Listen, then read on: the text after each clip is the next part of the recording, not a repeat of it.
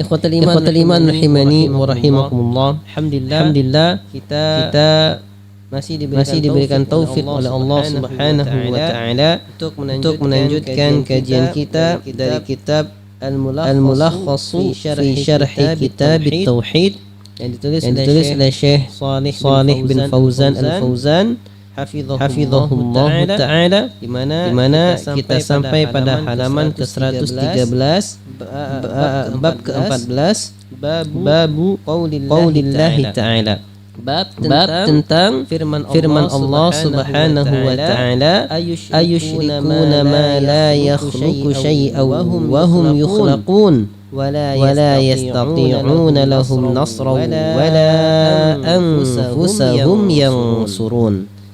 Allah Subhanahu wa taala berfirman, ayusyrikuna ma la yakhluqu syai'a. Apakah mereka itu berbuat syirik kepada apa yang tidak menciptakan suatu apapun? Apakah mereka itu menyekutukan Allah dengan apa yang tidak menciptakan suatu apapun? Wahum yukhlaqun, padahal mereka itu sedangkan mereka itu diciptakan. Jadi di sini teguran Allah Subhanahu wa taala buka pikiran manusia. Apakah mereka berbuat syirik kepada yang tidak bisa mencipta, bahkan dia diciptakan?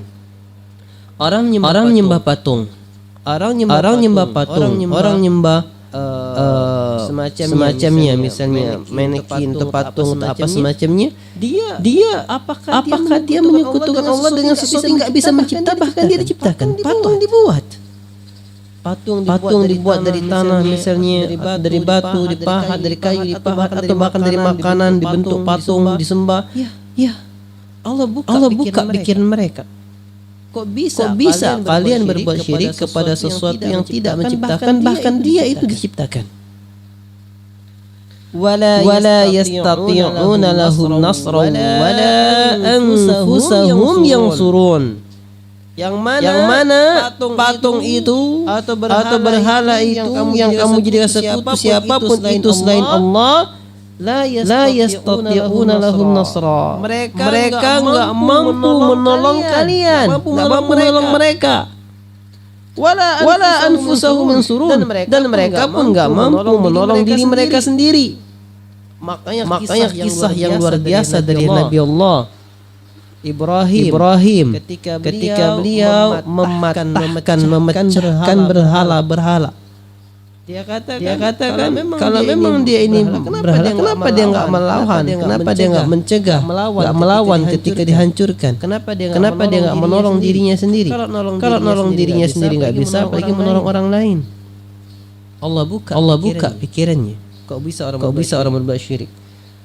Yang ngaku intelektual, yang ngaku cerdas seperti negara-negara majusi, negara-negara atau agama-agama yang menyembah berhala, mengaku dirinya cerdas, tapi gimana bisa cerdas? Dia buat patung, kemudian dia sembah. Patung itu nggak bisa berbuat apapun. Sehingga makna secara umum dari ayat ini adalah yuwabbihullahu subhanahu al-musyrikina bi'annahum ya'buduna ma'ahu ma'budatin la takhluqu syai'a. Pada ayat ini Allah merendahkan orang-orang musyrik. Allah menghina orang-orang musyrik bahwasanya mereka itu menyembah Selain menyembah Allah, mereka itu menyembah sesembahan yang tidak bisa menciptakan suatu apapun.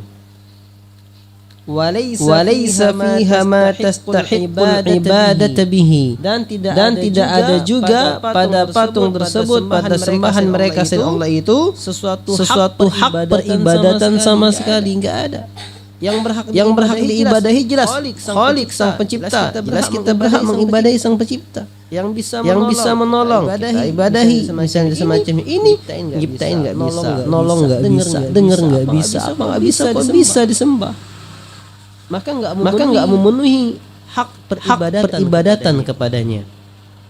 wala tadfa'u ad-durra amman da'aha, yang juga berhala tersebut tidak bisa menolak kemudaratan dari siapa saja yang memintanya.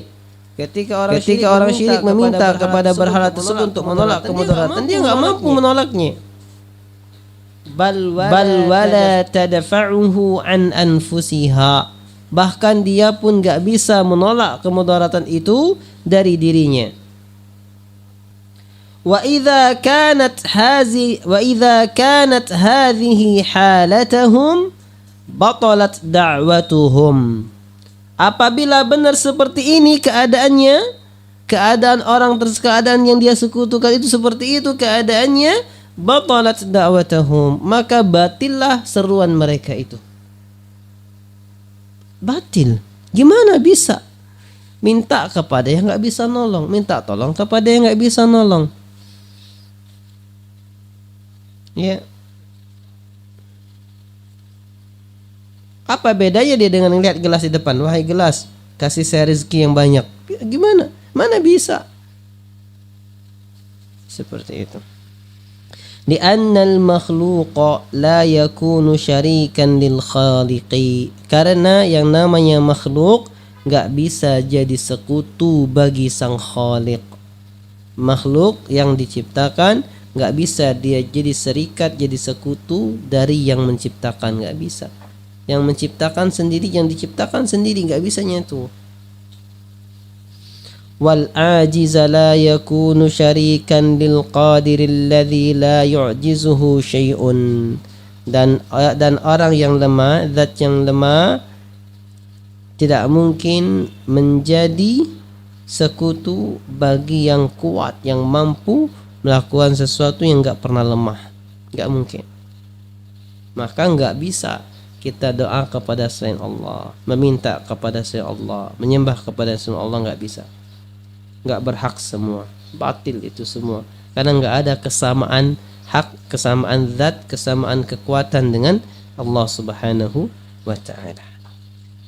Sehingga yang bisa kita ambil faidah dari ayat ini, yang pertama, butlanu syirki min asasihi, sehingga batillah kesyirikan itu dari mulai pondasi dasarnya. Dari pondasi dasarnya telah jelas kesyirikan itu batil. Li'annahu ta'alluqun ala makhluqin ajizin. Kenapa kesyirikan itu batil? Karena dia menggantungkan kepada makhluk yang lemah. Karena dia menggantungkan kepada makhluk yang lemah, sehingga benar-benar batal dari asasnya, menggantungkan dirinya kepada makhluk yang lemah. Yang kedua yang bisa kita ambil faidah dari ayat ini, annal khaliqa huwal mustahiqqu lil ibadah, bahwasanya sang pencipta dialah yang berhak untuk diibadahi. Sang pencipta itu dialah yang berhak untuk diibadahi. Jadi yang makhluk enggak ada yang berhak diibadahi. Dengan begitu selesai permasalahan. Orang menyembah patung, oh patung makhluk, maka enggak boleh. Orang menyembah nabi, nabi makhluk, maka enggak boleh. Orang menyembah malaikat, malaikat makhluk, maka enggak boleh. Orang mau menyembah lautan, bumi, itu semua makhluk, maka enggak boleh disembah. Kemudian yang ketiga faidahnya, al-istidlalu bi tauhidir rububiyyati ala tauhidil uluhiyah. Jadi di sini ayat ini merupakan wujud pendalilan tentang tauhid rububiyah. Tauhid rububiyah mengesahkan Allah dalam perbuatan Allah. Mengesahkan Allah atas perbuatan Allah. Itu makna tauhid rububiyah. Allah yang Rabb mengatur, Allah yang menciptakan, Allah satu-satunya yang menghidupkan, Allah satu-satunya yang mematikan, Allah satu-satunya yang memberi rezeki, Allah satu-satunya yang mengadab, Allah satu-satunya yang menolak mudarat, Allah satu-satunya yang memberi manfaat, Allah satu-satunya yang menghukum, Allah satu-satunya yang memberi hak anugerah, Allah satu-satunya yang berkuasa. Maka mentauhidkan Allah dalam perbuatan Allah, itu namanya tauhid ar-rububiyah. Di sini sehingga ini dalil al-istidlalu bit tauhidur rububiyah ala tauhidil uluhiyah. Kita mengambil dalil dari tauhid rububiyah menuju tauhid uluhiyah. Maksudnya apa? Dengan tauhid rububiyah dijadikan dalil untuk kita mewujudkan tauhid uluhiyah. Apa itu tauhid uluhiyah? Tauhid uluhiyah adalah mengesahkan Allah dalam perbuatan hamba terhadap Allah. Maksudnya apa? Dalam peribadatan, jadi sehingga kita nih hamba berbuat ibadah apa? Doa ini hanya untuk Allah. Kita hamba berbuat apa? Tawakal ini hanya kepada Allah. Kita hamba berbuat apa? Berbuat ketergantungan kita hanya kepada Allah. Kita hamba ini berbuat apa? Berbuat meminta hanya kepada Allah. Jadi kita mengesahkan Allah Subhanahu wa taala, kita membuktikan wujud tauhid rububiyah tadi. Kita tahu, kita yakini Allah menciptakan, menghidupkan, mematikan, memberi rezeki, mengatur, maka kita serahkan bentuk seluruh perbuatan kita yang bentuknya ibadah itu hanya tertuju kepada Allah Subhanahu wa taala. Ini, jadi ayat ini kita bisa mengambil dalil dari tauhid rububiyah agar bisa digiring konsekuensinya menjadi tauhid uluhiyah. Kemudian faedah yang keempat dari ayat ini adalah masyru'iyatu muhajjatil musyrikin. Ayat ini memberikan keterangan tentang disyariatkannya untuk membantah orang musyrik. Disyariatkannya untuk membantah orang musyrik. Linasril haqq, agar bisa menolong kebenaran, wa qam'il batili, dan menghinakan kebatilan. Kok bisa? Dari mana kita bisa mengambil hukum bahwasanya disyariatkan kita itu untuk membantah orang musyrik? Dari mana dapatnya? Ayatnya mana? Ayatnya ini. Dari sisi mananya? Lihat, ayat ini menjelaskan Allah membantah orang musyrik. Kamu berbuat syirik nih, nyembah selain Allah, yang mana dia itu nggak bisa menciptakan, bahkan dia itu yang diciptakan.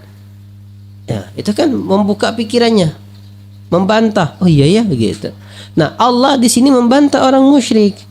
Maka perbuatan membantah orang musyrik adalah dicontohkan Allah. Maka ini hukumnya disyariatkan. Itu cara pengambilan hukumnya. Maka di sini dikatakan ayat ini faedahnya merupakan keterangan disyariatkannya kita membantah orang musyrik, ya, membantah dan membuka pikiran orang musyrik. Wallahu taala a'lam.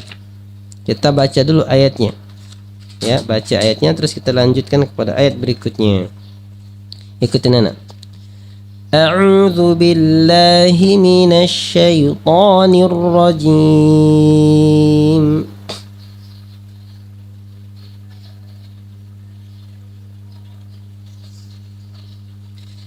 أَيُشْرِكُونَ مَا لَا يَخْلُقُ شَيْئًا وَهُمْ يُخْلَقُونَ.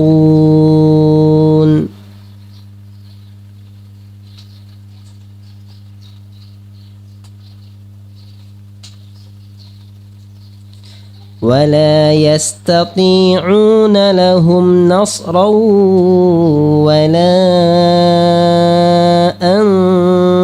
أنفسهم ينصرون.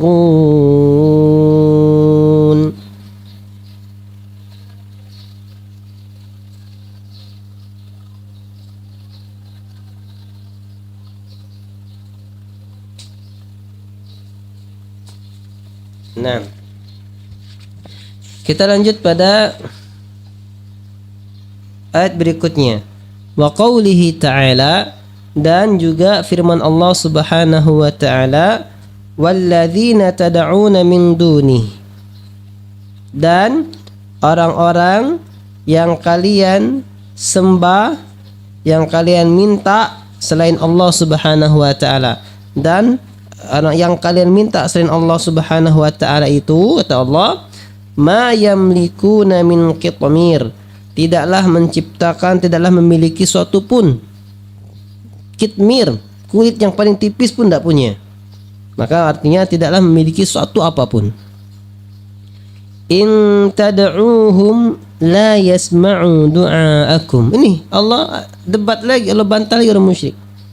Kata Allah, in tad'uhum, kalau kamu minta kepada mereka, la yasma'u du'aakum, mereka itu enggak mendengar permintaan kalian, enggak mendengar doa kalian. Walau sami'u, kalaupun anggaplah sekiranya mereka mendengar, padahal mereka enggak bisa mendengar. Kalaupun mereka mendengar, walau sami'u, walaupun mereka mendengar, mastajabu lakum, niscaya mereka enggak akan mampu untuk menjawab doa kalian. Kita doa, orang-orang musyrik doa sama patung-patung berhalanya, apapun itu selain Allah, itu dia enggak dengar. Kalaupun dengar, misalnya dia menyembah jin, minta sama jin, jinnya dengar. Katakan, la yastajibu lakum, mastajabu lakum, niscaya mereka pun enggak akan bisa menjawab doa kalian. Itu batil. Wa yaumal qiyamati yakfuruna bisyirkikum, dan pada hari kiamat mereka itu yang kamu sembah selain Allah itu, mereka mengingkari kesyirikan kalian. Kalian dah berdoa, minta sama dia, memuji dia, menyanjungnya, ngasih sesajen dan semacamnya. Pada hari kiamat di persidangan Allah, mereka menolak. Mereka mengingkari perbuatan syirik kalian. Aku nggak minta mereka nyembah aku nggak ada. Dia nolak, berlepas tangan tuh yang disembah selain Allah Subhanahu wa ta'ala. Wala yunabbi'uka mithlu khabir, dan tidak ada yang bisa memberitakan kepadamu seperti apa yang diberitakan oleh khabir, Allah yang maha teliti. Gak ada, Masya Allah. Di sini Allah juga menegaskan tentang kebatilan perbuatan syirik. Dia nganggap senang, sudah ada mau minta harta, sama dipasang patung siapa, foto siapa dan semacamnya, biar lancar rezekinya gitu ya. Tapi apa kata Allah, hari kiamat mereka itu nggak dengar foto-foto itu. Kalaupun dengar nggak bisa jawab, jinnya di foto itu dengar nggak bisa jawab, nggak bisa memenuhi. Pada hari kiamat mereka mengingkari perbuatan syirik kalian, tidak ada tolongnya, sudah susah semua masing-masing.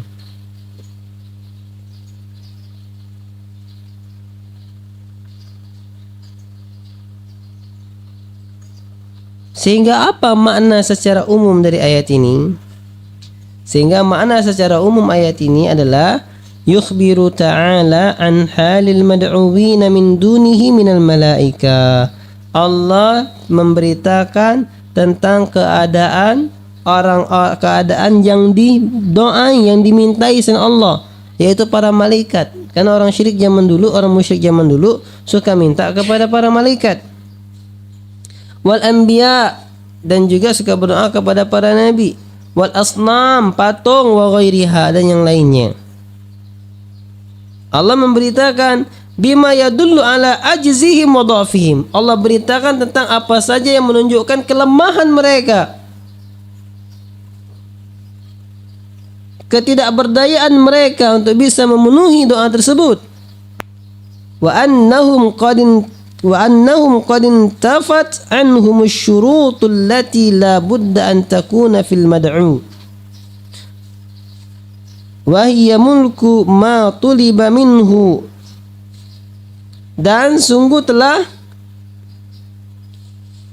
terpenuhi syarat-syarat yang harus ada pada yang dimintai tadi, yaitu apa? Mulku ma tuliba minhu, memiliki apa yang diminta darinya. Wa sama'ud du'a, dan dia terhalang ya, dan bahwasanya yang mereka sembah tadi terhalang darinya segala syarat-syarat untuk dia menjadi zat yang boleh didoa, yang boleh minta doa kepadanya, terhalang. Apa itu diantaranya? Mulku ma tuliba minhu, memiliki apa yang diminta darinya. Syarat kita boleh meminta apabila orang itu memiliki apa yang kita minta. Seorang anak minta uang ke orang tuanya punya, bisa. Ya. Seorang anak minta mobil tetangga, nggak bisa, bukan punya dia. Seperti itu. Ini dia minta kepada yang tidak punya, maka batal. Syarat berikutnya wasama'ud du'a, mendengar permintaan. Ini si patung yang lainnya dia minta enggak mendengar. Wal qudratu ala istijabatihi. Syarat berikutnya adalah dia mampu untuk memenuhi permintaan tersebut. Ini yang diminta enggak mampu memenuhi permintaan tersebut. Famata udima syartun batala an yakuna mad'uwan. Nah, setiap kali gugur satu syarat itu tadi, 3 syarat tadi, maka dia gugur, batil untuk dianggap sebagai yang dimintai doa. Fa kaifa idza udimat kulluha? Maka bagaimana kalau enggak ada semuanya? Salah satu dari 3 syarat itu aja enggak ada, maka enggak berhak kita berdoa kepadanya, apalagi kalau 3-tiganya enggak terpenuhi. Ya, maka bagaimana Islam ini agama yang benar-benar ilmiah.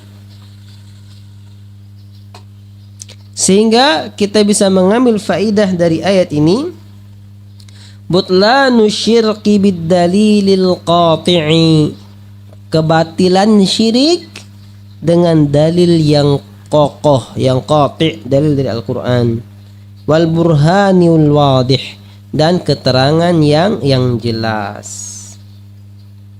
Ya, iya, dalilnya qati', dalil dari Al-Quran, dan dalil ini bisa kita pakai untuk membantah orang-orang musyrik. Kemudian yang kedua yang bisa kita ambil faidah dari ayat ini, bayanus syurutil lati yajibu tawafuruha fil mad'uwil mustaghathi bihi. Ayat ini menjelaskan tentang syarat-syarat yang wajib terpenuhi pada yang dimintai pertolongan. Syarat-syarat yang wajib dipenuhi bagi orang yang dimintai pertolongan. Apa itu? Pertama, mulkuhu lima tuliba minhu. Dia memiliki apa yang diminta. Itu yang pertama. Gak boleh kita minta pada orang yang gak punya, kan? Maka minta kepada yang memiliki. Sama'uhu li du'a'i man da'ahu. Syarat yang kedua, dia mendengar permintaan orang yang minta kepadanya. Nah, itu patung, penghuni kuburan, pohon, gak mendengar apa yang diminta kepadanya. Kemudian yang ketiga, al-qudratu ala ijabatihi, kemampuan untuk memenuhi doa permintaan tersebut. Lah, kalau patung, penghuni kubur yang telah meninggal, bagaimana bisa memenuhi itu? Apalagi orang minta kepada yang dipanjangkan umur, dia aja umurnya gak panjang, dia udah meninggal. Minta misalnya minta dilapangkan di rezekinya, dia aja sempit di kuburan. Minta kekayaan, dia aja fakir di kuburan itu. Ini gimana coba? Gak punya, minta kepada yang gak punya. Nah, inilah yang bahaya. Makanya semakin cerdas seseorang, semakin intelektual seseorang, maka dia semakin mudah untuk menerima kebenaran Islam. Namun sebaliknya, semakin jumud, kolot, dan bodohnya seseorang, maka semakin ngotot dia untuk menolak kebenaran Islam.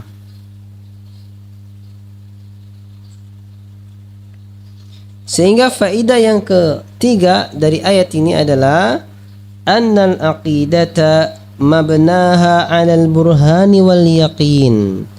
Bahwasanya akidah, keyakinan kita itu, akidah kita itu pembangunannya dibangun di atas keterangan dan keyakinan, bukti dan keyakinan.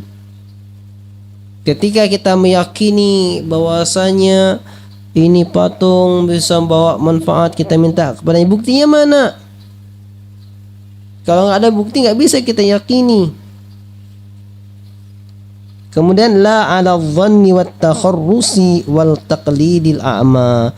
Nggak boleh dibangun akidah itu di atas prasangka saja, di atas ngikut-ngikut saja secara buta. Pokoknya ikut-ikutan tanpa tahu keterangan jelasnya. Nggak boleh akidah dibangun dari hal demikian. Kemudian yang keempat, itsbatu ilmillahi bi'awaqibil umur. Ayat ini menjelaskan tentang ilmu Allah terhadap akhir suatu perkara. Allah mengetahui akhir suatu perkara, maka Allah bilang dia nggak bisa mendengar, nggak bisa menjawab dan semacam. Ini menunjukkan Allah mengilmui tentang apa akhir suatu perkara. Allah tahu semua. Innallahu ya'lamu ma kana wa ma yakunu idza kana kaifa yakunu. Allah itu mengetahui sesuatu yang telah terjadi dan yang akan terjadi. Dan apabila terjadinya, Allah tahu bagaimana terjadinya. Masya Allah. Ya, sebelum kita lanjutkan lagi, kita coba baca lagi ayat ini sambil merenungi maknanya. Biar minimal kita pernah terbaca ayat ini, pernah memahami ayat ini. Jadi hujjah di hadapan Allah. Ya, ana baca, ikutin. وَالَّذِينَ تَدْعُونَ مِن دُونِهِ مَا يَمْلِكُونَ مِن قِطْمِيرٍ.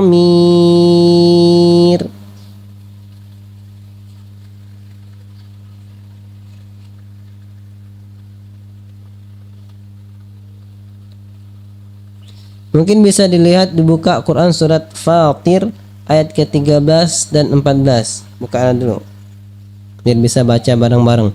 Quran surat Fatir ayat ke-13 dan ayat ke-14.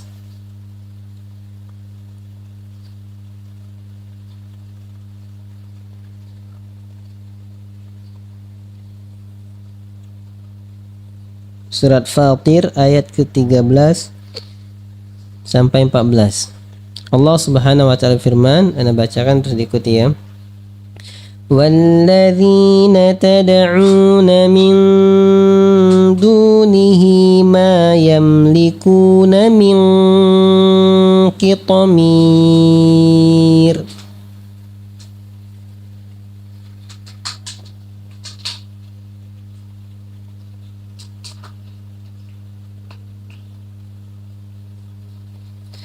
إن تدعوهم لا يسمعوا دعاءكم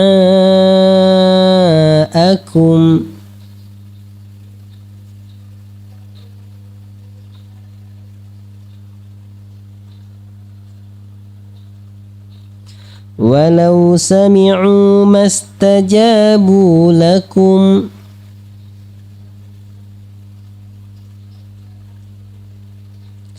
ويوم القيامة يكفرون بشرككم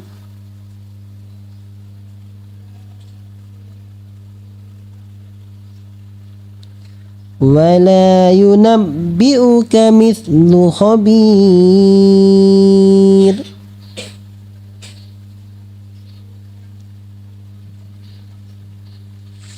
Masya Allah, Masya Allah. Itu dua ayat Al-Quran ya. Sekarang kita masuk kepada hadis Nabi sallallahu alaihi wasallam tentang perkara ini. Di mana wa fis sahih, berkata Syekh di sini, wa fis sahih, dan dalam sahih maksudnya Sahih Bukhari, an Anas radhiyallahu anhu. Ada sebuah hadis dari Anas radhiyallahu anhu. Qala, beliau berkata, syujjan Nabi sallallahu alaihi wasallam yauma Uhud. Nabi sallallahu alaihi wasallam pernah terluka di yaumul Uhud, pada waktu perang Uhud. Nabi pernah terluka di waktu perang Uhud. Sebelumnya ini keterangan nyata hadis riwayat Imam Bukhari dari Anas bin Malik. Nabi pernah terluka ketika terjadinya perang Uhud. Faham? Nabi itu adalah makhluk yang paling takut kepada Allah, makhluk yang paling takwa kepada Allah, makhluk yang paling Allah cintai, yang paling mengilmui tentang Allah Subhanahu wa ta'ala. Itu pun ketika dibacok luka. Lalu bagaimana orang-orang yang zaman sekarang ketika mengaku dibacok nggak luka, mengaku wali Allah? Maka di situ orang yang berpikiran cerdas mikirnya panjang. Apakah dengan pernyataan tersebut dia mengaku lebih hebat dari Nabi Shallallahu Alaihi Wasallam? Apakah dengan pernyataan demikian kekebalannya dia mengaku dia wali Allah lebih dekat daripada Nabi kepada Allah? Nabi aja masih luka. Apakah dengan secara langsung dia mengatakan dia itu lebih pintar, lebih hebat dari Nabi Shallallahu Alaihi Wasallam?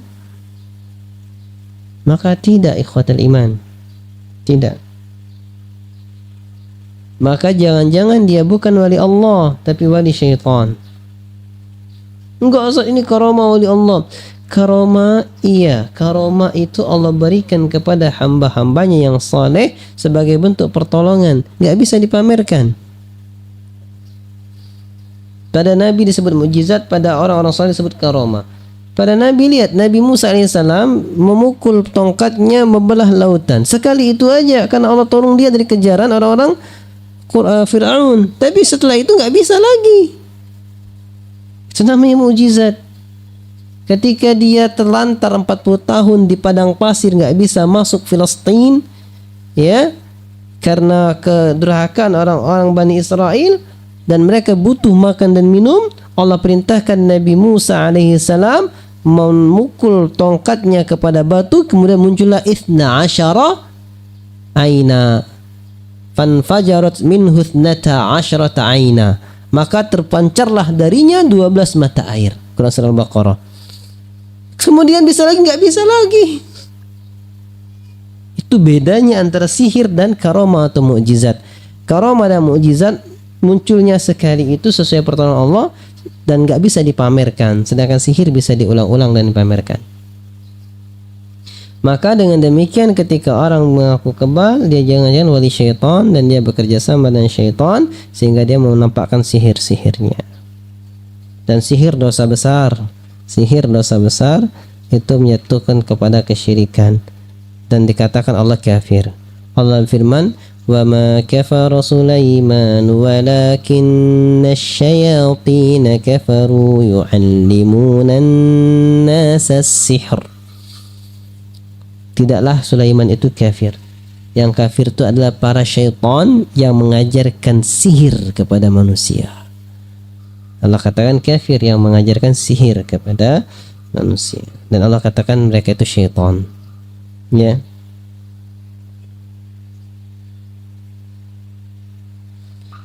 Kemudian ketika Nabi terluka di perang Uhud, wa kusirat rubaiyatuhu, dan patah gigi taringnya Nabi sallallahu alaihi wasallam. Enggak, rubaiyah, gigi serinya Nabi sallallahu alaihi wasallam patah, ya.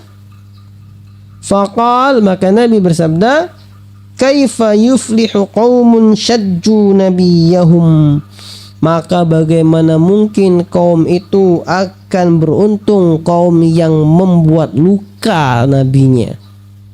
Makanya Bani Israel nggak pernah beruntung jadi negeri yang terusir, dari umat yang terusir sampai sekarang, sampai ingin mendudukkan Filistin, ya, dan senantiasa terusir sampai hari kiamat nanti. Kemudian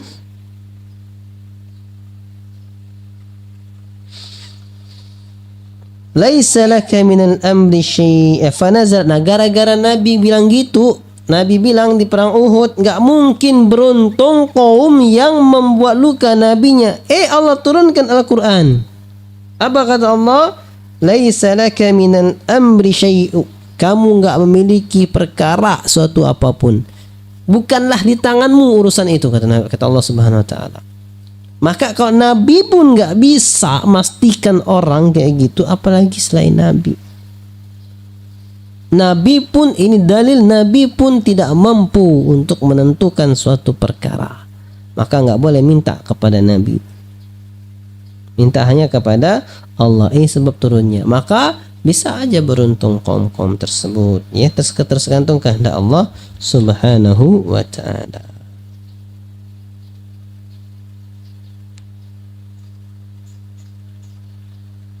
Benar, rubaiyah benar, gigi taring. Rubaiyah itu gigi taring, benar. Jadi patah gigi taringnya Nabi sallallahu alaihi wasallam. Sehingga makna umum dari hadis ini adalah yukhbiru Anasun amma hasala lin Nabi sallallahu alaihi wasallam fi waqa'ati Uhud min al-ibtila'i wal imtihani ala aidi a'da'ihi min al-isabati fi mawdi'aini min jasadihi syarif. Di sini Anas bin Malik memberitakan tentang apa yang terjadi, bala yang Nabi rasakan melalui tangan orang-orang musuh-musuh Nabi SAW, yaitu dikenahnya Nabi kena pukulan di tempat-tempat dari tubuh Nabi SAW yang mulia. Faka'annahu sallallahu alaihi wasallam lahiqahu ya'sun min falahi kuffari Quraisy. Seakan-akan Nabi sampai kepada kejenuhan, keputusasaan untuk mengharapkan keberhasilan, kesuksesan bagi orang-orang Quraisy. Faqila lahu bisababi dzalik. Maka dikatakan antara sebab itulah Allah mengatakan, Allah menurunkan firman-Nya, laisa laka minal amri syai'. Engkau tidak memiliki suatu perkara apapun. Jadi maksudnya akhir urusan itu di tangan Allah Subhanahu wa ta'ala. Sehingga dari hadis ini apa yang bisa kita ambil faidah? Yang bisa kita ambil faidah dari hadis ini yang pertama, butlanu syirki bil awliya'i was salihin. Batilnya perbuatan syirik terhadap para wali dan orang soleh. Batil. Ikhwatal iman, zaman kita sekarang betapa banyak orang berbuat syirik terhadap wali-wali dan orang soleh, mengkultuskannya sampai menyembahnya. Kalau nggak sampai menyembah, sekadar menghormati, wajib menghormati orang-orang soleh. Kita menghormati ahli ilmu, berarti kita menghormati ilmu yang dia miliki. Tapi kalau sampai mengkultuskan, menganggap dia selalu benar, dan juga sampai menuhankannya, sampai meminta, menyembah, berdoa kepadanya, maka ini termasuk kesyirikan. Dan ini batil. Kepada Nabi pun nggak boleh, apalagi yang selain Nabi SAW. Kenapa? Li'annahu idza kana Nabi SAW la yamliku min al-amri syai'an fa ghairuhu min babi aula. Karena sekiranya Nabi SAW pun tidak memiliki urusan suatu perkara pun, apalagi selain Nabi SAW. Ini faedah yang pertama yang bisa kita ambil dari hadis ini. Faedah yang kedua yang bisa kita ambil dari hadis ini, wuqu'ul asqami wal ibtila'i bil anbiya alaihimus salatu wassalam. Hadis ini menjelaskan terjadinya kesulitan dan bala terhadap para nabi alaihimus salatu wassalam. Itulah Allah jadikan Nabi kita Muhammad SAW sebagai suri tauladan yang baik. Kenapa? Nabi jadi manusia, makan seperti kita makan, minum seperti kita minum, tidur seperti kita tidur, semuanya seperti kita. Dan Nabi pun mendapatkan bala seperti kita mendapatkan bala. Nabi pun mendapatkan musibah seperti kita pun mendapatkan musibah. Lalu Nabi mencontohkan bagaimana ketika beliau dapat musibah. Dan itu yang harus kita contoh. Ingat, ketika dapat musibah, apa yang diajarkan Nabi SAW? Nabi mengajarkan kita untuk berdoa, tidak mengumpat, tidak mencela orang dosa, mencela Allah dosa, mencela diri sendiri dosa, kesannya menolak takdir. Tapi Nabi ajarkan doanya ketika kita kena musibah, sehingga dengan doa tersebut mendapatkan keberkahan, kebaikan dan pahala dari Allah Subhanahu wa ta'ala. Apa doa yang diajarkan Nabi SAW ketika dapat bala, dapat musibah? Nabi mengajarkan doa ini, kisahnya luar biasa dan terkabul. Kisahnya gini, Ummu Salamah, tahu Ummu Salamah? Seorang sahabiah, seorang istri dari Abu Salamah. Abu Salamah seorang sahabat yang mulia, yang keimanannya luar biasa, dipuji oleh sahabat lainnya. Kemudian meninggal syahid. Maka menjadilah Ummu Salamah ini janda. Dan karena dia ini orang yang salehah, disampaikan kepada Nabi SAW, Maka Nabi mengatakan, bilang sama Ummu Salamah agar dia bersabar dan minta pahala dari Allah Subhanahu wa taala. Dan ajarkan doa. Apa yang diajarkan Nabi SAW? Doanya, Allahumma jurni fi musibati wa akhluf li khairan minha. Itu doanya. Kalau belum hafal, hafalin. Allahumma jurni fi musibati wa akhluf li khairan minha. Artinya, Allahumma ya Allah, ujurni, beri pahala kepadaku, fi musibati, dalam musibahku. Jadi ketika kena musibah minta pahala dari Allah. Terus wakhluf li, dan gantilah untukku khairan minha, yang lebih baik darinya. Allahumma jurni fi musibati wakhluf li khairan minha. Ya Allah, beri pahala dalam musibahku dan gantilah untukku yang lebih baik darinya. Dan ternyata Ummu Salamah mendapatkan ganti yang lebih baik. Apa itu? Siapa yang lebih baik dari Abu Salamah? Ternyata akhirnya Ummu Salamah menikah dengan Rasulullah SAW. Jadi dikabulkan doanya, mendapatkan yang lebih baik dari Abu Salamah, yaitu Rasulullah SAW. Itu. Ini kita kalau kena musibah ngumpat. Udah umpatan. Ketika ngumpat yang terjadi pertama, nggak dapat pahala sabar karena dia nggak sabar, dia ada ngumpat. Yang kedua, dapat dosa mengumpat. Yang ketiga, umpatannya bisa dikabulkan sama Allah sehingga membawa ke bencanaan berikutnya. Misal kena musibah, ngumpat, oh kamu nih sudah sono, matilah gancang misalnya kan. Jadi ngumpatnya dosa, nggak dapat pahala sabar dulu, berdapat dosa ngumpatnya, terus doanya dikabulkan, mati cepat benar, itu tambah sedih lagi, dua mati akhirnya. Ya, nggak boleh. Itu yang diajarkan Nabi SAW. Ini penting karena hampir setiap kita dapat bala dan musibah. Maka doa ini sering kita hafal dan kita ucapkan. Allahumma jurni fi musibati wa akhluf li khairan minha.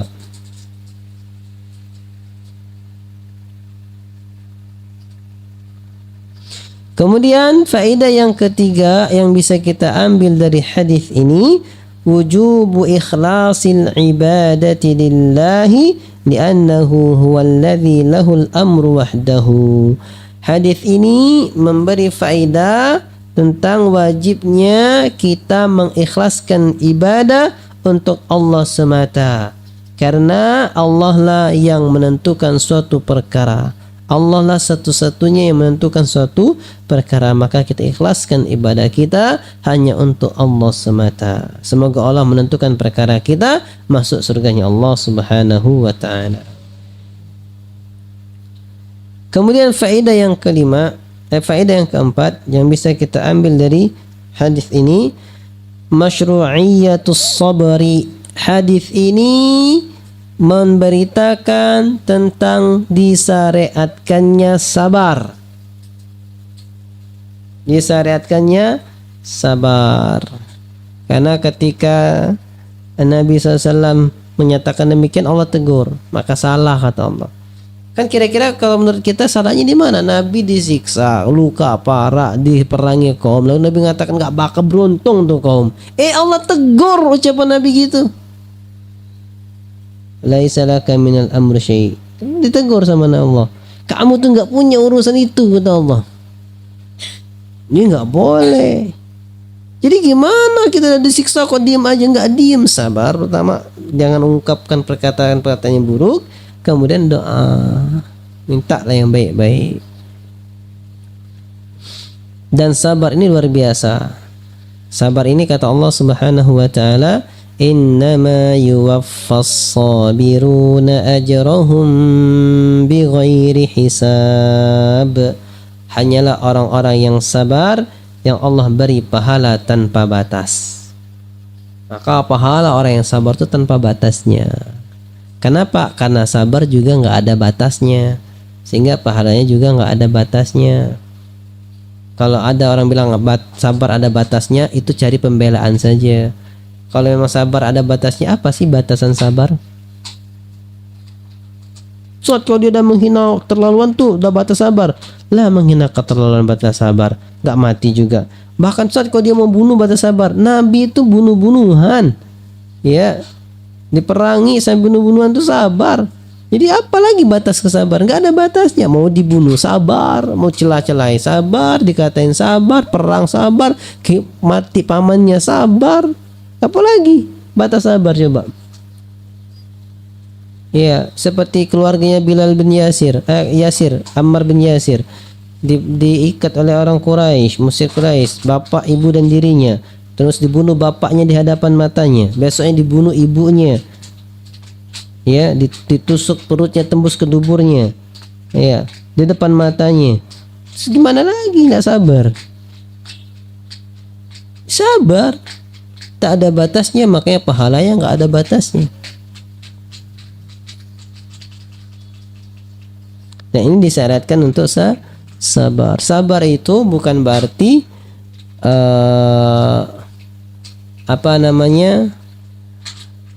diam saja. Ya, diam itu bukti kesabaran sebenarnya.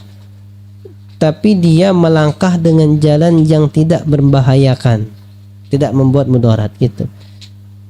Cara yang paling mudah untuk sabar, yang pertama diam dulu. Diam dulu. Dapat apapun, berita, musibah apapun, diam dulu. Itu triknya sabar, diam dulu. Kalau mampu diam, ini ketika diam tuh hatinya bergejolak tuh. Nah, tinggal ditunggulah itu. Sudah, ketika ada tenang, nanti baru udah bisa mikir, baru bisa ngomong. Kenapa? Karena kalau sekiranya kita itu dapat musibah, kita langsung ngumpat, langsung mencela, atau langsung marah, langsung teriak gitu ya, terus ditegur sama temennya, sabar, astagfirullah, sabar ya gitu ya. Itu hitungan sabar atau enggak tuh? Itu hitungannya sabar atau enggak? Ada orang dapat bala, dapat musibah, kemudian dia mengumpat atau dia teriak-teriak dan semacamnya. Akhirnya temannya negurin, sabar, bahaya ini, sabar, nyebut sama Allah, astagfirullah, nah harus sabar gitu kan. Nah, berarti dengan demikian dapat tak dia pahala sabar? Tidak. Kok tidak? Kan dia sabar, Zat. Sabarnya kan ngomongnya aja sabar. Sabar itu kata Nabi SAW, as-sabru inda sodafatil ula. Sabar itu pada hentakan yang pertama, itu sabar. Jadi ketika dapat suatu yang balak, musibah, hentakan itu kita diam, kan menenangkan diri, diam, tahan. Terus yang keluar Allahumma ajurni, yang keluar qadarullah ma syaa fa'ala, Allahumma ajurni fi musibati wa akhlif li khairan minha. Nah, itu sabar. Kalau udah marah-marah dulu, udah teriak-teriak dulu, terus astagfirullah sabar, itu dia nggak dapat pahala sabar, tapi minimal dia nggak jadi berdosa. Kok nggak jadi berdosa? Karena dia istighfar, minta ampun, astagfirullah, sabar ya Allah, nah gitu kan. Jadi dia nggak jadi berdosa. Kalau dia nggak istighfar, terus aja amarahnya diluapkan, dosanya ngalir. Ya, dia tahan, dia istighfar, maka dia menggugurkan dosanya. Sabar pada hentakan yang pertama, itu kuncinya. Kemudian yang kelima, masyuriatus sabri wa tahammulul adza wad darari fi sabili da'wati Allah. Jadi yang keempat tadi disyaratkannya sabar dan menanggung beban, gangguan, kemudaratan dalam jalan dakwah kepada Allah Subhanahu wa taala. Sabar, tanggung. Derita dakwah ini tanggung. Ini dakwah capek dikit, nggak mau dakwah lagi misalnya. Dakwah diganggu orang, nggak mau dakwah lagi, nggak, sabar. Siap menanggung semua gangguan dan kemudaratan yang dia temui di medan dakwanya. Itu bagian dari kesabaran. Kemudian yang kelima, faedah yang bisa kita ambil dari hadis ini, an-nahyu anil ya'si min rahmatillah. Hadis ini berisi faedah larangan dari putus asa terhadap rahmat Allah. Ketika Nabi tampak putus asa mengucapkan ucapan tadi, ditegur sama Allah Subhanahu wa taala. Makanya di sini hadis ini memberikan keterangan faedah tentang larangan dari berputus asa terhadap rahmatnya Allah Subhanahu wa taala. Karena Allah jelas berfirman kan, wala tai'asu min rahmatillah wala tai'asu min rauhillah. Jangan kalian berputus asa terhadap rahmat Allah. Jangan, yakinlah rahmat Allah itu datang. Ini kita dah putus asa, akhirnya pakai jalan sendiri, kekuatan yang serampangan dan semacamnya. Tidak, yakinlah. Ya, jangan putus asa dengan rahmat Allah Subhanahu wa taala. Kemudian walau fa'ala al-insanu ma fa'ala min al-ma'asi allati hiya duna syirk. Walaupun manusia itu berbuat suatu kemaksiatan yang besar yang di bawah syirik, jangan putus asa dari rahmat Allah. Selama bukan syirik ataupun berbuat syirik tapi bertobat kepada Allah, jangan putus asa dengan rahmat Allah. Jangan pernah putus asa dengan rahmat Allah.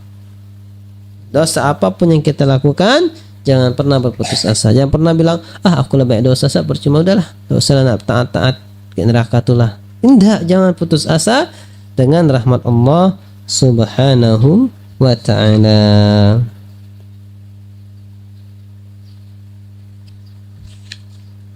Yuk, coba kita baca hadis ini. Ikutin ana, baca aja. Minimal sudah pernah baca hadisnya, nggak dengar doang.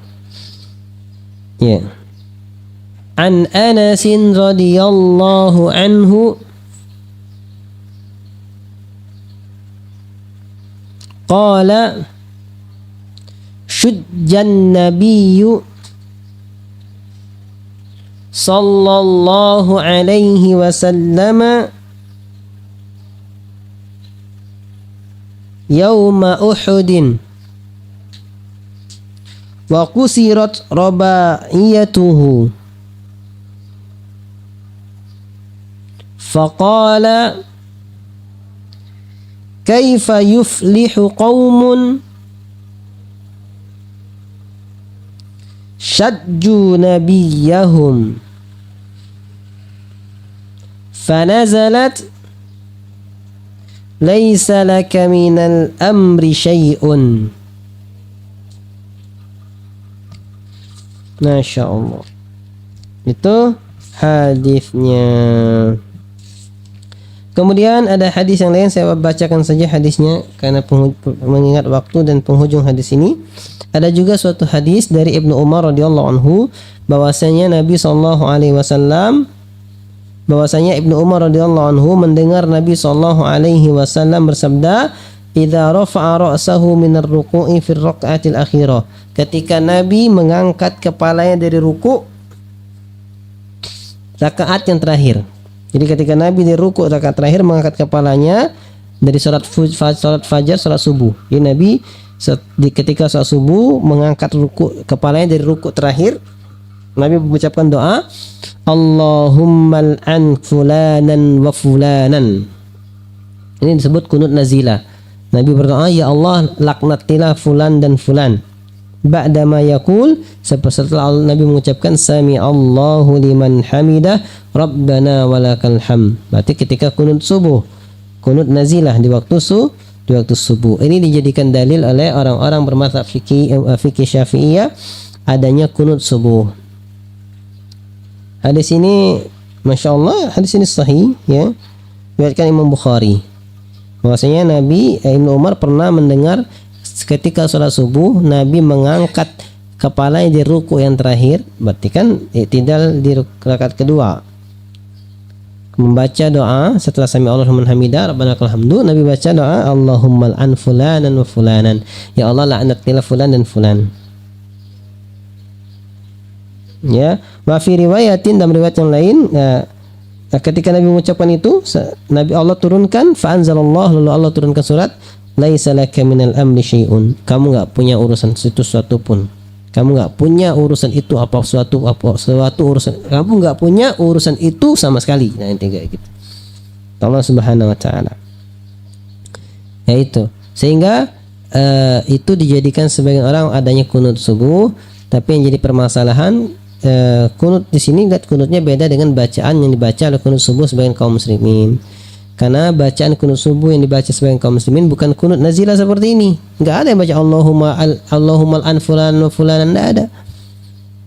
Kecuali dia baca kunut subuh, kunut nazilah di waktu subuh dan semua 5 waktu.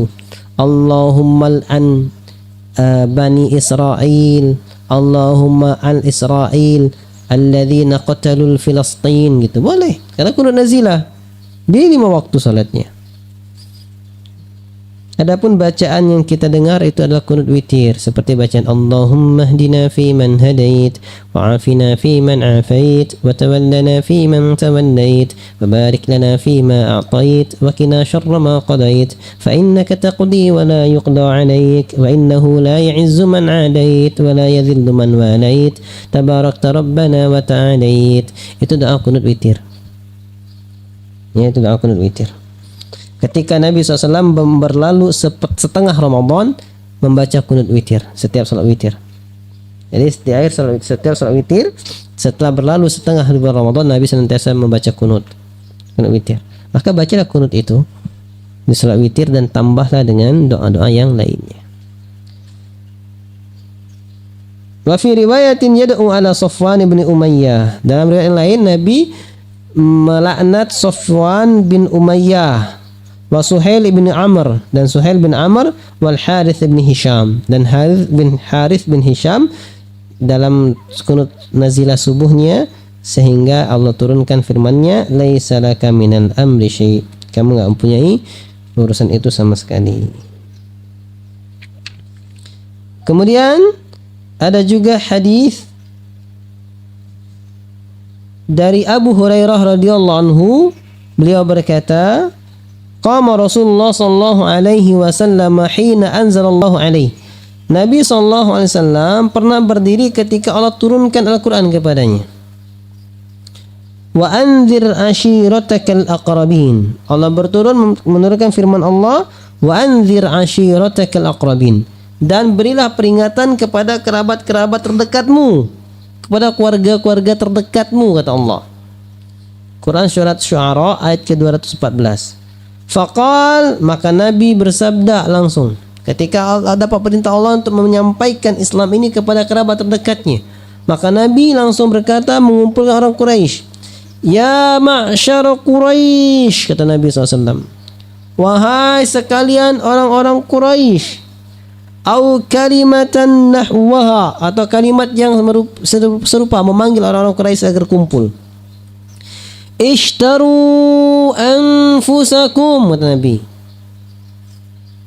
juallah diri kalian, belilah diri kalian. Maksudnya apa?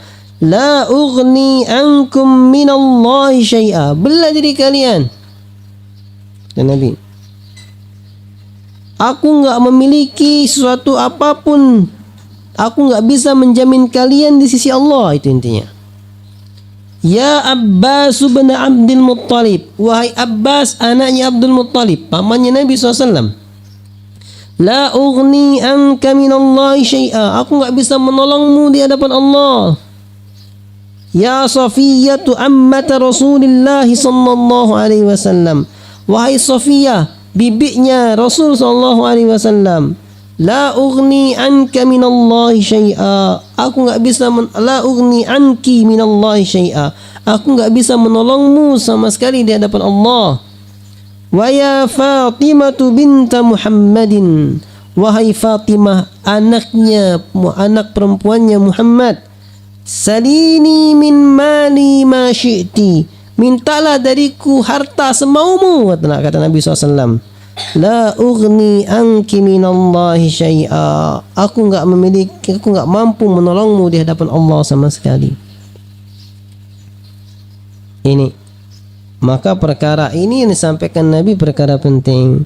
Kita mesti mengingatkan kerabat kita, karena walaupun kita kerabat, hubungan darah, hubungan nasab, bahkan rumah dekat, kalau perkaranya syirik nggak bisa menolongnya di hadapan Allah Subhanahu wa Ta'ala. Hati-hati. Perkara syirik perkara yang sangat-sangat besar. Wallahu ta'ala a'lam. Ada yang ingin tanyakan? Silakan.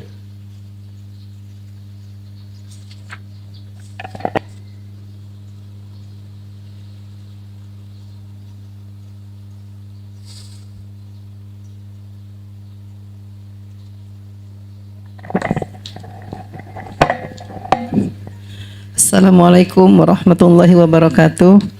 Afwan, Ustadz bertanya. Yang pertama tadi masalah kesyirikan. Mungkin di zaman sekarang ini orang untuk menyembah nyata-nyata itu mungkin insya Allah tidak ada. Tapi masih terlintas di hati atau dari perkataan. Ya misalnya kita berobat atau ada sesuatu. Kadang-kadang kita terucap, oi kalau udah dokter itu nolong, masya Allah udah tahu apa dia jadinya. Nah, kemudian ya kadang-kadang ada sesuatu, misalnya ada kejadian, untunglah aku tidak pergi. Nah, kita tidak menurunkan Allah. Nah, bagaimana itu Ustadz untuk menghindari hal-hal seperti itu? Itu yang pertama. Yang kedua, kita tidak boleh menyembah selain Allah. Contohnya misalnya kita terlalu senang dengan orang yang soleh, itu senang dengan orang yang soleh, anggaplah idola orang yang soleh itu. Batasan-batasan apa saja yang harus kita lakukan kepada yang bersangkutan? Yang kedua, yang ketiga Ustadz, boleh? Ya. Nah, masalah kunut nazilah tadi Ustadz ya. Kalau di ya di kampung lah, kunut witir itu selalu dibuat untuk kunut subuh. Nah, ana belum pernah memakai kunut nazilah itu Ustadz. Mohon penjelasannya. Demikianlah. Wassalamualaikum warahmatullahi wabarakatuh. Waalaikumsalam warahmatullahi wabarakatuh. Permasalahan syirik yang terang-terangan, misalnya orang muslim terang-terangan nyembah berhala, nyembah patung terang-terangan, ini muslim tapi terang-terangan nyembah patung gitu, ini tidak terjadi. Kenapa? Ini berdasarkan doa dari Nabi Ibrahim alaihissalam. Rabbi fajnubni wa baniya an na'budal asnam. Ya Allah, jauhkanlah aku dan anak keturunanku dari menyembah berhala. Maka alhamdulillah berdasarkan doa Nabi Ibrahim alaihissalam, kita sangat gak mendapatkan orang Islam menyembah berhala. Tapi secara keyakinan akidah, banyak sekali akidah syirik yang senantiasa muncul. Seperti tadi yang disampaikan, kita mungkin dia mengatakan kita nggak nyembah penghuni kubur, kita nyembah Allah tapi melalui perantara penghuni kubur itu termasuk jenis-jenis kesyirikan. Ada juga yang kita nggak nyembah cincin jimat ini. Cincin ini cuma buat apa, motivasi aja, penjaga aja. Kita minta sama Allah. Ya kan berarti sama, minta jaga juga sama cincin tuh. Walaupun dia berarti kan kondisi demikian, dia mengakui kekuatan Allah dan dia juga mengakui kekuatan cincin tersebut. Maka dengan begitu ada dua kekuatan. Dia menyekutukan cincin tersebut dengan Allah Subhanahu wa taala. Itu namanya syirik. Nah, ada ungkapan-ungkapan yang berbahaya, bisa jatuh kepada kesyirikan seperti tadi. Kalau enggak karena dokter ini saya enggak bakal sembuh. Maka ucapan seperti itu ucapan kesyirikan karena dia menafikan Allah. Padahal Allah, kata Nabi SAW, Allah firmankan dalam Al-Quran, merupakan ungkapan dari Nabi, فَإِذَا مَرِضْتُ فَهُوَ يَشْفِينَ. Apabila aku sakit maka Allah lah yang menyembuhkan. Jadi memberi kesembuhan itu adalah Allah Subhanahu wa ta'ala. Terus bagaimana saat kita tidak terjadi seperti itu? Pepatah Arab mengatakan man awwada ta'awwada. Siapa yang membiasakan diri dia akan terbiasa. Maka kita biasakan aja setiap mendapatkan suatu demikian, rubah ungkapan itu. Alhamdulillah berkat pertolongan Allah dan bantuan dokter ini saya bisa sembuh. Kalaulah tidak karena karunia Allah dan bantuan dan kemudian bantuan dokter ini, maka saya nggak akan sembuh. Iya benar. Benar itu. Yang salah dia menafikan Allah Subhanahu wa taala di situ. Atau dia menyetarakan Allah dengan makhluk, itu juga syirik. Menafikan Allah jelas syirik. Menyetarakan Allah pun syirik. Allah di atas makhluk. Makanya tidak bisa dikatakan disetarakan, tapi dibedakan.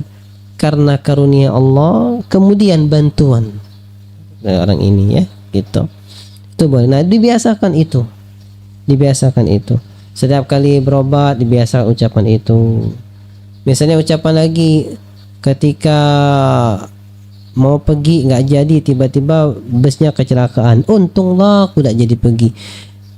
Ya, ucapan itu ucapan yang istilah itu kiasan, kinayah, bukan ucapan yang jelas. Untung ya memang untunglah dia beruntung nggak jadi pergi, beruntung, sudah, apa masalahnya. Nah, tapi kalau ditambah, kalau aku pergi tadi bakal kayak gitu juga, belum tentu. Ya, jadi alhamdulillah sudah dirubah aja biasa. Alhamdulillah Allah telah menyelamatkanku sehingga membuat aku nggak jadi pergi dan terhindar dari bala tersebut. Nah, dilatih seperti itu. Alhamdulillah dulu, ketika dapat nikmat alhamdulillah dulu, baru ucapkan alhamdulillah Allah menyelamatkan saya dari bala tersebut. Sekiranya Allah tidak selamatkan saya, maka saya akan jadi seperti itu. Saya gitu. Dia tetap kembalikan kepada takdir Allah Subhanahu wa taala dan dibiasakan. Sekali lepas, istighfar, perbaiki ucapannya. Nanti akan lama-lama akan terbiasa. Emangnya mungkin seorang akan terbiasa menjadi ucapan baik? Sangat mungkin. Orang itu ucapannya terbentuk dari kebiasaan lingkungannya. Ketika lingkungannya baik, maka dia keluar darinya lisan-lisan yang baik. Ketika lingkungannya buruk, akan keluar darinya lisan-lisan yang buruk. Kalau kita marah, yang keluar dari kita lisanan baik apa lisan yang buruk? Sumpah serapah apa doa? Kita di Palembang ada gak kalau marah sama orang doain? Yang ada sumpah serapah, laknat kan? Itu karena kebiasaan kita tinggal di hidup lingkungan yang buruk, yang jauh dari tauhid. Tapi kalau kita tinggal di lingkungan yang memang benar-benar bertauhid, ketika marah dia doa, maka ketika marah refleksnya doa, bukan refleksnya mengumpat. Kok memang ada? Ada. Di mana? Hampir di negara Arab. Negara Arab itu, ikhwatal iman, kalau marahnya doa. Jadi kalau antum didoain orang Arab, lihat bentuk doanya, itu bisa jadi marah. Tergantung konteks doanya. Dan di antara bentuk doa-doa marah yang jadi kebudayaan mereka, ketika marah akan keluar lisan ucapan itu, yaitu Allah yahdik.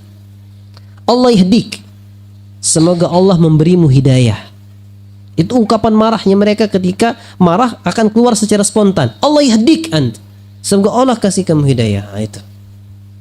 Atau ketika marahnya telah memuncak,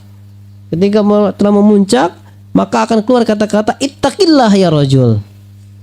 Takutlah kamu kepada Allah. Nah, itu doanya. Itu marahnya. Nah, kemudian ungkapan-ungkapan kebiasaan lainnya. Ya, pernah saya ceritakan, tapi nggak di sini, di tempat lain kajian itu bagaimana. Mungkin antum udah biasa sering membaca searching kan tentang kisahnya Sudais kecil kan, Imam Sudais yang kecil, yang nakal banget. Ketika nakalnya luar biasa, ya, datang tamu kehormatan ke rumahnya, dia main-main lempar-lempar pasir masuk ke jamuan itu. Ibunya marah. Tapi apa yang ibunya ucapkan? Tidak disumpah serapah. Coba kalau ibunya sumpah serapah, oh kau nakal mati gancang, besok mati, sudah selesai. Tapi ibu yang ucapin apa? Pergi idhab wa kun imaman fil haram. Jadilah imam di Masjidil Haram. Ternyata apa? Dikabulkan doa marah itu. Jadilah dia imam di Masjidil Haram setelah dewasanya. Kayak gitu ya. Jadi faktor pembiasaan. Apa dalilnya saat kalau harus pembiasaan? Dalilnya hadis Nabi SAW. Nabi bersabda, innamal ilmu bitta'allum wa innamal hilmu bittahallum. Ilmu didapatkan hanya dengan memaksa diri berilmu. Maksa berilmu, maksudnya belajar. Wal innamal hilmu bit tahallum, dan sungguh sifat lemah lembut didapati dengan tahallum, maksa diri lemah lembut. Jadi dipaksa dulu dirinya, dibiasain dulu. Ustaz, bagaimana orang-orang bisa tahan puasa Ramadan sebulan? Dibiasain dulu. Ustaz, bagaimana orang-orang kok bisa azan ke masjid? Dibiasain dulu. Azan masih ada, terbiasa. Seperti itu ya. Itu pertanyaan yang pertama. Pertanyaan yang kedua tadi, jadi lupa.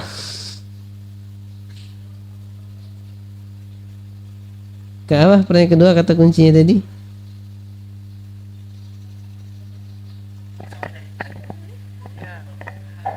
Bagaimana kita mengidolakan Ya, orang soleh? batasan idola terhadap orang soleh ya. Idola, mengidolakan orang soleh sebatas kita mengikuti wajib nasihat dan perakunya yang baik. Tetapi ingat, sebelumnya ingat, Nabi bersabda, kullu bani adam khata' wa khairul khata'in at-tawwabun. Semua manusia itu bersalah, dan sebaik-baik yang bersalah yang bertobat. Fenomena kita dapati ketika orang mengidolakan orang soleh, lalu orang soleh tersebut ternyata berbuat kerusakan, keburukan, kemaksiatan, maka timbul kebencian yang luar biasa darinya kepada orang soleh tersebut, sampai menghujatnya, mengumpatnya, dan mengatakan, memvonis neraka kepadanya dan semacamnya. Benar kan? Ini yang terjadi. Kenapa ini terjadi? Karena dia mengidolakan suatu manusia, orang yang pendosa. Nggak bisa, semua kita pendosa, kecuali yang Allah tutupi dosanya. Makanya para ulama mengatakan, in kunta muta'asiyan faltata'assa biman qad mat li'annal hayy la ya'man alaihil fitan, atau kamu qala. Kalau kamu hendak mencontoh, contohlah orang yang telah meninggal. Jadi kalau kita cari idola, carilah idola yang sudah meninggal. Nabi SAW, sahabat, tabi'in, para ulama yang soleh. Bisa dibaca di kitab Syiar A'lamin Nubala, kisah orang-orang yang soleh. Itu jadikan dia sebagai percontohan. Kenapa? Li'annal hayy, karena orang yang masih hidup nggak selamat dari fitnah, nggak akan pernah selamat dari fitnah. Jadi batasannya, ya kita senantiasa ngaji, cari kebenaran. Ketika kita mendapatkan kebenaran yang kita pelajari ada pada diri orang soleh yang kita idolakan, kita ikuti. Ketika tidak ada pada dirinya, maka tidak merusak pandangan kita kepadanya, karena dia juga manusia seperti kita. Kita jadikan dia sebagai motivator kita untuk bisa melakukan kesolehan seperti yang dia lakukan. Hanya sebatas itu saja. Wallahu ta'ala alam. Kemudian yang ketiga tentang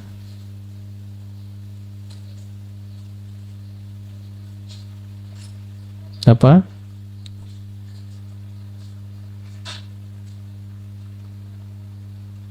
Udah, tadi yang ketiga? Kunut nazilah, Ustaz. Oh iya. Kunut nazilah saya nggak pernah pakai. Ya sudah, nggak apa-apa nggak pernah pakai. Ya karena kunut nazilah itu kalau contoh Nabi kan dipakai Nabi berjamaah di masjid. Nah ibu-ibu sholatnya di rumah. Kalau di masjid ya dapat imam kunut nazilah maka ikut aminkan saja. Tapi ketika di rumah mau pakai kunut nazilah lebih baik secara syariat boleh, tapi lebih baik jangan, Bu. Ya jangan. Kenapa jangan? Karena ada ulama yang memakruhkan perkara ini. Buktinya apa? Karena Nabi ketika kunut nazilah ditegur sama Allah. Nabi kunut nazilah ditegur sama Allah kan? Laisa laka minal amri syai', kata Allah. Tapi beda halnya kalau seorang imam di masjid dia kunut nazilah, maka makmum mengaminkan, karena berarti imam adalah suatu orang, sosok yang ditokohkan yang memang diikuti, sehingga memang kita mengikuti dia. Dan memang dia insya Allah memiliki ilmu kapan bolehnya dan kapan tidak bolehnya untuk lakukan kunut nazilah itu. Kalau kita di rumah nggak apa-apa, nggak usah baiknya. Ya kalau mau doa ya sudah, selesai sholat doa, ya Allah bantulah saudara kami Muslim Palestina gitu. Tapi kalau mau doa di waktu kunut boleh, doa waktu kunut boleh. Kalau kunut nazilah kan doa laknat, melaknat, nggak usah doa aja. Ketika kunut baca aja, Allahumma ansur ikhwanana al-muslimina fi Filastin. Ya Allah tolong saudara kami Muslim di Palestina. Allahumma jur alaihim, kasih pahala mereka. Allahumma ja'alhum minasyuhada, ij'al amwatahum minasyuhada, ya Allah jadikanlah orang yang meninggal antara mereka di kalangan orang-orang yang mati syahid, dan semacamnya. Silakan. Ya, gitu. Adapun doa kunut witir, ya udah kayak gitu di waktu witir sejatinya. Makanya sejatinya kita hafal doa ini setiap kita sholat malam misalnya, witir, sebelum di rakaat terakhirnya kita baca kunut witir. Makanya kunut insya Allah kita hafal, kunut witir kita baca. Jadi kalau orang bilang kamu tidak pernah kunut terus ya setiap hari setelah witir, subuhnya aja yang enggak misalnya kan, gitu. Wallahu ta'ala a'lam. Tanya Tan. Ini di bulan Sya'ban ini, terutama pertengahan bulan Sya'ban ini, kita sering mendapat WA dari teman, doa malam nisfu Sya'ban, kemudian maaf-maafan, maaf lahir batin kalau ada salah begini. Pokoknya banyaklah, setiap hari hampir kita dapat doa seperti kiriman seperti itu. Nah, mohon penjelasannya tentang doa nisfu Sya'ban, kemudian tentang dalilnya maaf-maafan ketika nisfu Sya'ban. Itu aja Tat. Sebab Ana pengen menjelaskan sama teman-teman yang ngirim itu, soalnya kalau nggak dijawab nanti kita salah juga ya.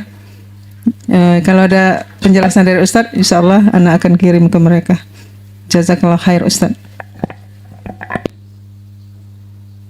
Iya. Malam nisfu Sya'ban, kalau orang-orang kirim doanya gimana sih?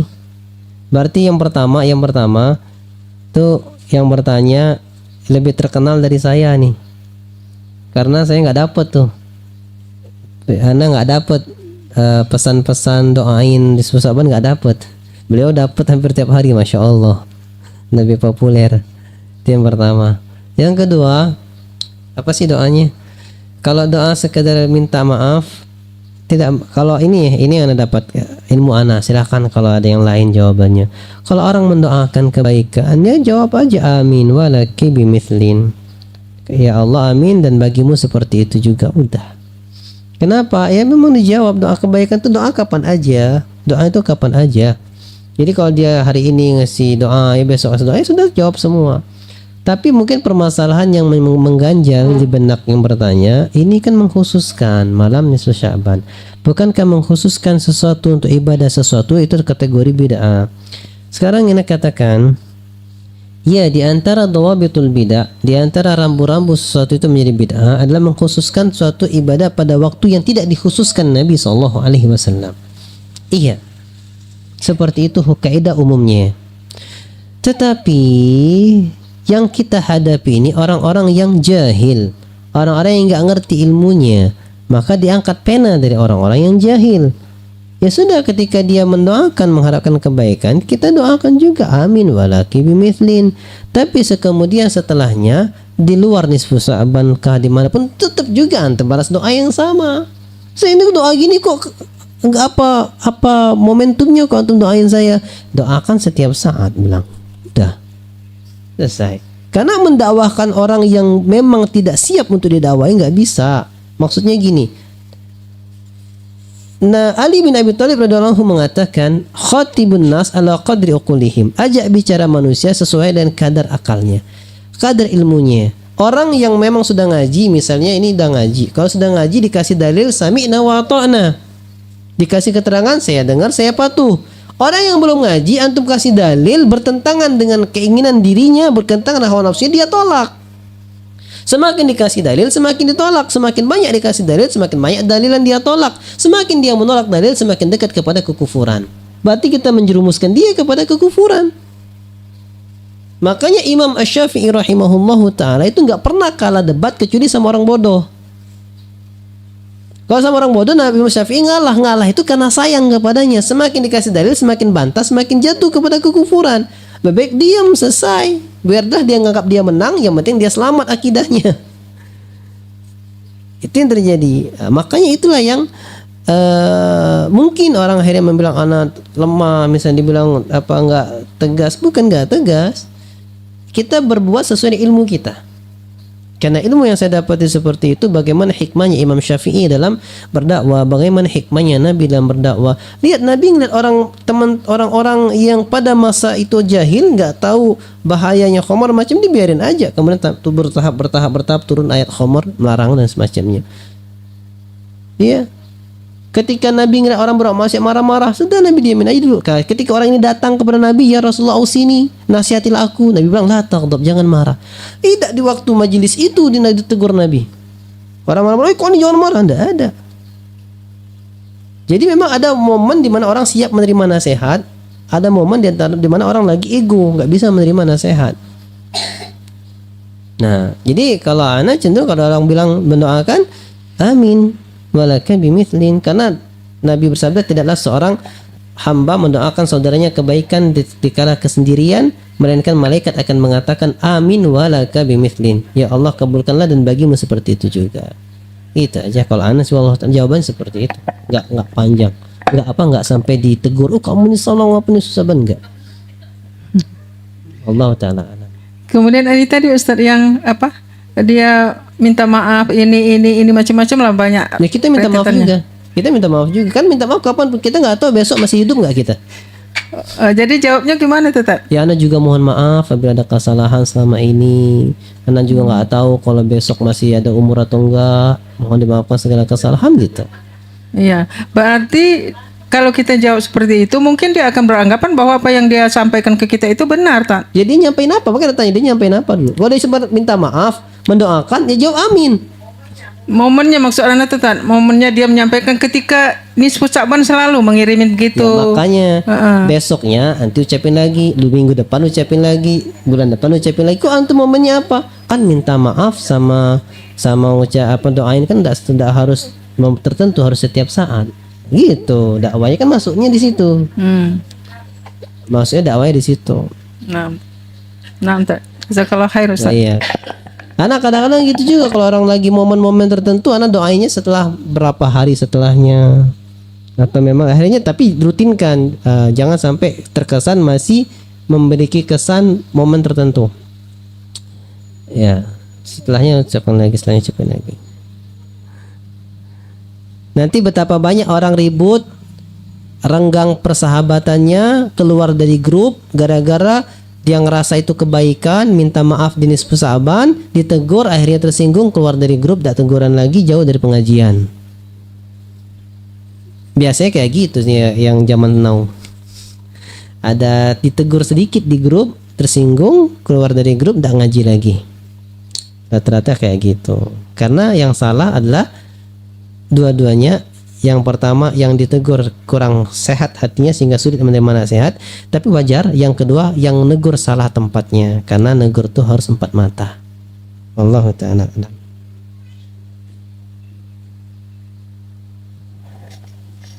Udah, alhamdulillah, ada mau jam 12. Ada lagi? Assalamualaikum warahmatullahi wabarakatuh, Ustadz. Ustadz, Ana mau bertanya, ini ketika kita umroh, kan kita ada berziarah ke makam Rasulullah SAW, dan kan tidak semua travel umroh itu sesuai sunnah, ya. Nah, pertanyaan saya, ketika kita umroh itu kadang kita diarahkan untuk sholat ya di Raudhah, ya, Tat.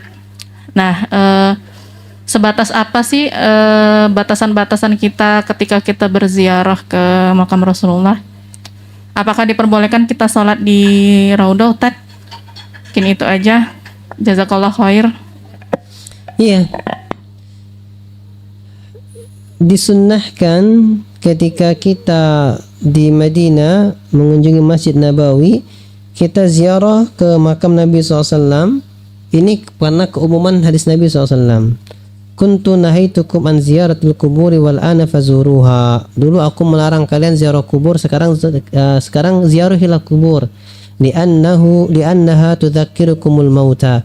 Karena ziarah kubur mengingatkan kalian kepada kematian. Jadi niatkan kita ketika ziarah kubur, yang pertama kita ingin mengingat kematian, bahwasanya kita akan juga dikubur seperti itu. Yang kedua kita disunahkan sekedar mengucap salam. Karena memang disunahkan ketika ziarah kubur mengucapkan salam. Namun kuburan yang kita kunjungi kuburan Nabi dan 2 sahabat terbaik. Maka kita ucapkan salam setiap melewati kuburannya. Assalamualaikum ayyuhar rasul, ayyuhan nabi wa rahmatullah. Assalamualaikum ayyuhan nabi, alaikum salafana. Insyaallah bikum lahikum, asallallahu lana wa lakum al-afiyah. Assalamualaikum ayyuh Abu Bakar.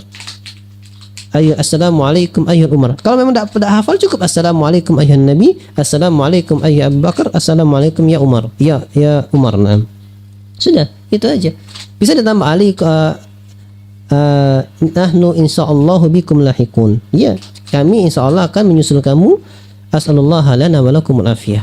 Cukup itu. Makanya sekedar berlalu aja sambil jalan, sambil lewat, dia ada tulisan Rasulullah, Assalamualaikum ayyuhan nabi. Ya, Assalamualaikum ya Umar, Assalamualaikum ya Abu Bakar, Assalamualaikum ya Umar bin Khattab. Nahnu insyaallahu bikum lahikun, asallallahu lana wa lakum al-afiyah. Dan lewat kan sedikit aja, cuma sebesar itu pintu satu tulisan Rasulullah, sebelahnya tulisan Abu Bakar, sebelahnya tulisan Umar. Sudah kosong pintu-pintu aja, sekat-sekat. Lewat aja udah banyak. Makanya kalau antum mantap di situ dipukul askar, karena akan dikhawatirkan berdoa kepada kuburan Nabi kesyirikan. Minta sama Nabi, sahabat tidak boleh syirik. Itu. Kemudian bolehkah sholat di Raudhah? Iya boleh. Raudhah sekarang masuk Masjid Nabawi, sehingga kita sholat di Raudhah seperti sholat di Masjid Nabawi, yang mana satu sholat itu pahalanya 1000 kali lipat dibandingkan sholat di masjid lainnya. Sholatlah di situ. Daripada duduk ngelamun aja foto-foto doang, mending sholat ya. Tapi tidak ada keutamaan khusus. Keutamanya seperti keutamaan sholat di Masjid Nabawi. Cuma kita ingin merasakan berada di tempat yang Nabi sabdakan, ma bainal mimbari wa baiti wa raudhatun min riyadil jannah wa kama qala. Apa yang ada di antara rumahku dan mimbarku adalah taman dari taman-taman surga. Maka disebut raudhah. Karena hadis Nabi raudhatun min riyadil jannah. Taman dari taman-taman surga. Maka kita merasa habis salat, kita rasakan aja seakan-akan sholat di taman surga, misalnya duduk sambil nunggu diusir, berdoa dulu. Kalau sekarang nunggu diusir, karena ada waktu sekarang, masuk sebentar disuruh sholat, suruh doa sebentar, nanti diusir suruh keluar. Yang lainnya sekarang kan nunggu diusir, doa nunggu diusir, kayak gitu. Alhamdulillah. Dan travel sunnah juga ada banyak ya, alhamdulillah. Ya, kalau memang nggak sunnah ya seperti itu aja. Nggak ada keyakinan lain dalam perkara demikian. Ya, alhamdulillah juga insyaallah. Kalau sengaja meniatkan mau sholat ketika berziarah mau sholat gitu, ya nggak apa-apa, sholatnya kan di Masjid Nabi, karena Masjid Nabawi dan kuburan itu beda. Kita sholat di Masjid Nabawi bukan berarti kita sholat di kuburan. Sholat di kuburan nggak sah. Kita sholat di Masjid Nabi, di Raudhah dimasuk Masjid Nabi, nggak masuk kuburan. Jadi nggak apa-apa sholat, karena kita kalau niatnya ke masjid, jadi niatnya ke masjid mau sholat. Nah, pas pulang dari sholat melewati kuburan Nabi, ya doa kunjungi kuburan. Jangan nggak niat sholat kalau ke masjid, karena penting niat sholat. Kalau kita ke masjid niatnya mesti sholat, karena Nabi SAW bersabda, ya, sholatnya seseorang bersama jamaah 20 sekian derajat dibanding sholatnya sendirinya. Yang demikian itu karena dia berwuduk dengan sempurna di rumahnya, kemudian dia melangkah menuju masjid, nggak ada yang mengeluarkan dia kepada masjid kecuali karena ingin sholat. Kecuali setiap langkahnya diangkat satu kesalahan, dan ada angkat satu derajat, digugurkan satu kesalahan, sampai dia masuk masjid. Apabila dia masuk masjid, dia dicatat sebagai orang yang sholat selama dia menunggu sholat, dan malaikat berdoa kepadanya, berdoa untuknya, ya Allah, Allahumma firlahu, ya Allah ampunlah ia, warhamhu, ya Allah rahmatilah dia, wa tub alaihi, ya, dan terimalah taubatnya. Maka itu yang akan kita dapatkan ketika kita ke masjid niatnya sholat. Ini jangan sampai nggak niat sholat. Insya Allah seperti itu. Cukup ya. Alhamdulillah. Alhamdulillah. Banyak travel sunnah nih, apalagi di Palembang banyak travel sunnah kan? Banyak banget. Ya, Ana juga baru buat tuh. Insya Allah berangkat perdana Ramadan ini. Insya Allah. Punya sendiri insya Allah. Jadi seperti itu. Dan insya Allah banyak. Silakan. Jadi semua dalam travel sunnah pun silakan. Orang akan memilih yang nyaman untuk beribadah. Pengen nyaman ibadah dekat, pengen nyaman ibadah jauh, itu silakan, kenyamanan masing-masing. Nggak ada masalah ya. Silakan, insya Allah banyak ustaz-ustaz kita di Jakarta, apalagi lebih banyak lagi travel sunnah. Ustaz-ustaznya juga besar-besar ya. Naktafi bihadzal qadar, naktafi bina kafartul majlis. Subhanakallahumma bihamdika, asyhadu an la ilaha illa anta, astaghfiruka wa atubu ilaik. Wassalamualaikum warahmatullahi wabarakatuh.